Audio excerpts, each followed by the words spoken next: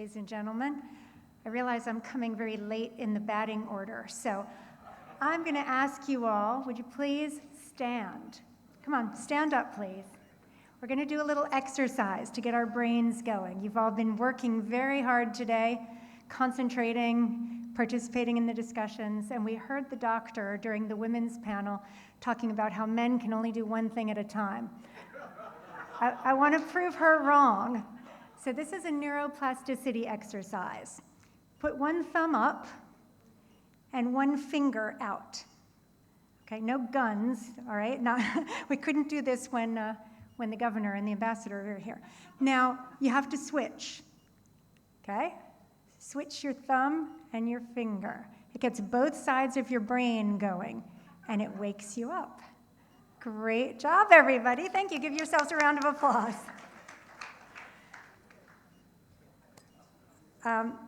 It's a real privilege to be here to close the conference. I came in from Sydney, Australia last night, and I'm really excited to have a look around your beautiful country. I want to thank AmCham Sri Lanka and Nilika for inviting me to participate in this wonderful conference. You've been very generous, and thank you all for staying so engaged throughout what has been a very thoughtful, long, and at times demanding day of discussion. Conferences like this matter. They matter not because of the number of sessions that we fit into the agenda, but because they give us space to step back from our day-to-day pressures and look at the bigger picture. CEOs have to think in quarters. For all of the CEOs I know, a year is just 4 quarters. And so a chance to step out of your day-to-day and come to something like this really opens the lens and helps you put the pieces together, so hopefully you go back energized with new ideas. We can compare notes across countries, sectors, and perspectives and ask simple but important questions. What does the environment we're operating in really mean for business, for investment, and for growth? But as Sandun said at the beginning of the conference, we're not just here to share views, we're here to align direction. I'm here today wearing 2 hats. As our MC said, I am the Chief Executive Officer of AmCham Australia, the first female CEO of AmCham since it was founded in 1961. I'm also the chair of the AmChams of Asia Pacific.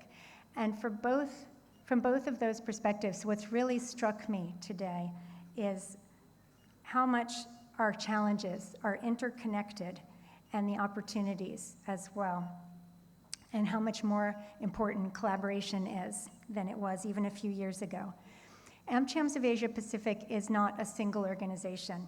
We're a network of independent, locally led American chambers of commerce, each shaped by its own market, its own history, and its own business community. What unites us is not uniformity, but that alignment that I was just talking about, a shared commitment to open markets, the rule of law, and pragmatic business-led engagement with the United States. Across the region, AmChams collectively represent thousands of member companies. In Australia alone, we have 800 member companies representing over 2 million individuals. Those members range from the largest US multinationals to local firms, entrepreneurs, and professional services providers. They operate across every major sector: energy, technology, manufacturing, finance, healthcare, education, infrastructure, and they really sit at the intersection of policy and commercial reality. Our strength as AmCham lies in being deeply embedded in the local economies while also being connected back to Washington and into each other. Probably there weren't a lot of you who stepped out to listen to President Trump deliver his State of the Union address, but I did. We stay very connected to the United States to help our members navigate the local markets and what's happening in the United States. The translation function that AmChams provide between policy intent and business impact has never been more important than it is today.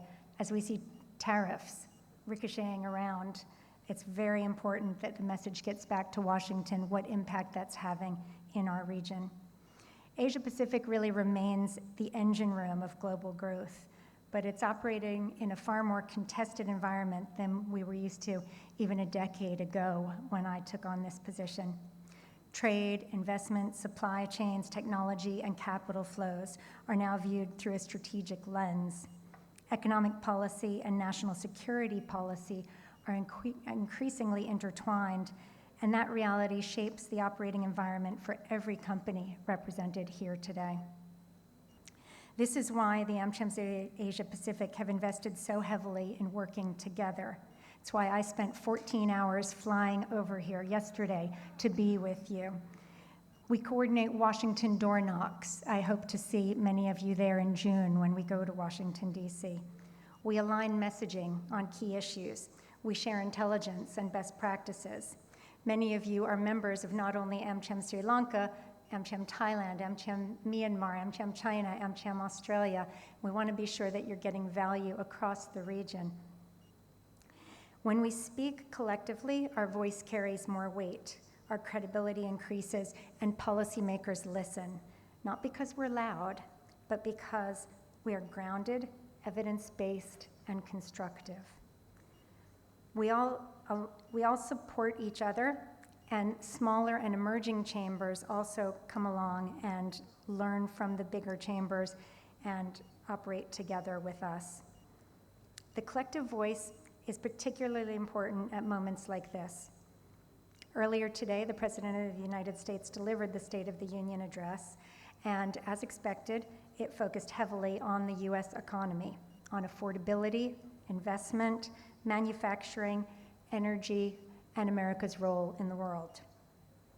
Regardless of political views, there are several realities that business leaders across the Asia-Pacific need to grapple with. The United States remains the world's largest source of capital, innovation, and consumer demand.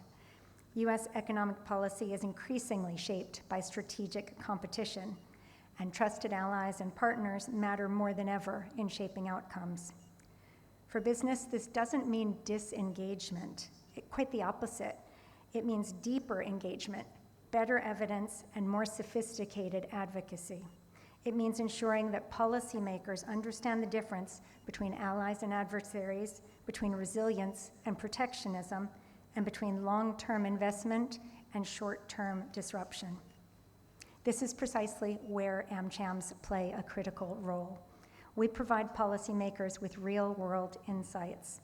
We explain how decisions made in Washington ripple across markets like Sri Lanka, Australia, and the wider region. And we ensure that the voice of business remains grounded, practical, and solutions-focused. That brings me to Sri Lanka and to the broader importance of regional partnerships. Australia and Sri Lanka share longstanding people-to-people ties, strong education and tourism links, and a growing commercial relationship. Sri Lanka's recovery and reform agenda matters not just domestically, but regionally. Business has a vital role to play in that journey. Australian, American, and regional companies can support growth through transparent investment, skills transfer, and integration into regional value chains. Business-led engagement builds confidence, capability, and durability in ways that government action alone cannot.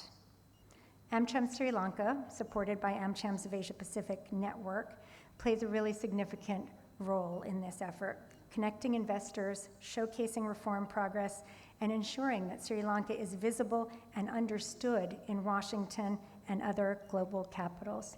What I say to my members in Australia is, nobody in Washington wakes up and checks their phone and says, what's happening in Canberra? We all in Australia wake up and check our phone and say, what happened in Washington overnight? What do we need to be aware of? And that's why it's so important that the AmChams go to Washington and get in front of policymakers, because when you're there, you can get their attention. I used to be Assistant Secretary of State under President Bush, and I had a sign on my desk, and it said, in Washington, the urgent outweighs the important every day of the week.